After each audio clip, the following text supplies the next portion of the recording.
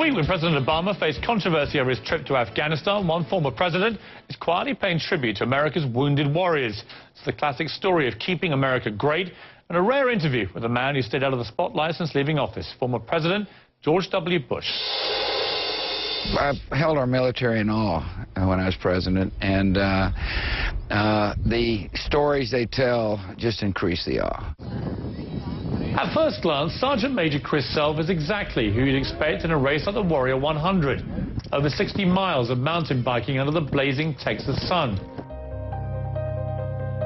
A marathon runner and triathlete, Chris has served the majority of his 27-year military career in the Army Special Forces, including, remarkably, 7 tours in Iraq. Joined the Army straight out of high school. It's kind of what I wanted to do since I was about 5 years old, give or take. So, you know, as kids, we play soldier and all that stuff, but I just never grew out of it. I knew from the start. You know, I started high school, they said, you got to get good grades. It's like, well, I'm going to the Army. But his battle at home is now his greatest. Chris is one of the 20 U.S. military personnel here in Texas for the ride organized by the George W. Bush Presidential Center, led by President Bush himself. The W100 is a 100-kilometer mountain bike ride to honor our vets who have been wounded in combat, to thank their families, and to thank the groups that have helped them recover from serious injury. Each of these warriors suffers from a devastating consequence of war. For Chris, it's his leg. The ride is a chance to prove to their former commander-in-chief and to themselves what they can do. These are stories of courage, sacrifice, commitment. These are volunteers who wanted to serve the country, and they did, and they suffered serious injury. December 2005, while serving in Iraq, Chris is caught in a crossfire. Kind of walked right into about 16-man prison break that apparently had killed their guards, their Iraqi guards, taken their AK-47s, apparently grabbed a few other AK-47s and was trying to escape. They were coming right around the corner, about 16 of them, turned the corner and they were right there. I shot, they shot, and in the process of maneuvering around behind a tree, I had actually gotten shot once in each leg. One bullet severs a sciatic nerve in his right leg, leaving it paralyzed. Chris's wife, Dana, will never forget his phone call home. He couldn't feel his leg. He was very, very scared. He was starting to get a little bit, he was having a hard time catching his breath. The pain was starting to kick in, so it was hard.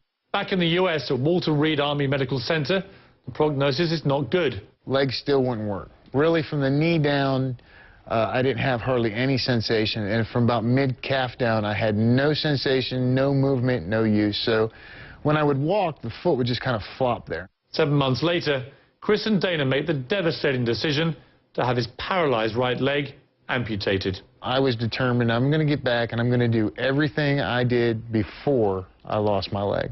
Chris would have to relearn how to walk. Just 2 days before I got shot, I was training for a triathlon for when we got back from Iraq. And then 2 days later, I'm laying in a hospital where I can't move for 2 months. Undeterred, relying on a prosthetic, Chris returns to Iraq for not 1 but 2 more tours. When I found out that he was being returned to Iraq with a prosthetic after he had already been injured, it was very, very scary, but we had our whole family's military, so we come from that, so we had a very, very overwhelming sense of pride that he was going to step up and do this. Countless hours of rehabilitation and a return to combat, but it's a chance meeting with his former commander-in-chief that gives him what no doctor could. I met Chris Self at the Brooke Army Hospital. I had just finished my presidency and was down there in San Antonio for a different reason and decided to go by the facility there, and there was Chris Self getting a prosthesis fixed for his leg.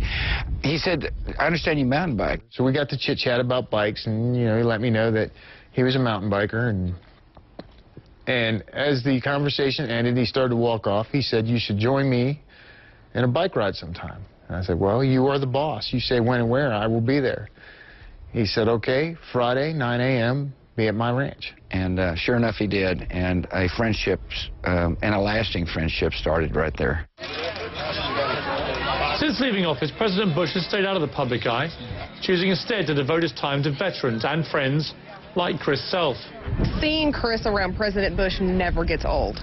never gets old. He loves them. He loves what he's done for the troops. He loves what he's done for the wounded.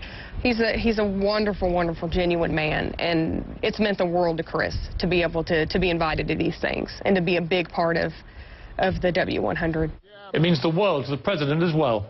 Well, it's important to me because I want to stay connected to the veteran community. I'm not going to be a very public person. I mean, this is a rare interview for me. And yet and therefore I'm worried that the vets will think I don't care about them. And this is a way to say, not only do I respect them, but I love them, and will continue to do so for the rest of my life. For President Bush, the Warrior 100 signifies that commitment to the veterans. Chris Self and the others, the ride's about what they can still achieve. It's inspiring because some of these guys have some injuries that make me look like I stubbed my toe. So you see a guy riding a bicycle with one leg on the same trails that the rest of us are able-bodied guys are riding up. You can't help but be inspired, you know. An inspiration for 20 wounded warriors, their former commander-in-chief, and a nation grateful for their service. The interesting thing you learn from a guy like Chris Self is when dealt a tough hand, he didn't fold. As a matter of fact, he didn't use his injury as an excuse. He used it as an opportunity to excel. This is a man who's been in combat 7 times, twice on one leg. And to ride across the Palo Duro Canyon with Chris Self is awe-inspiring. He's a great example of the best of America, and it's an honor to call him friend. That's all for us tonight. AC 360 starts now.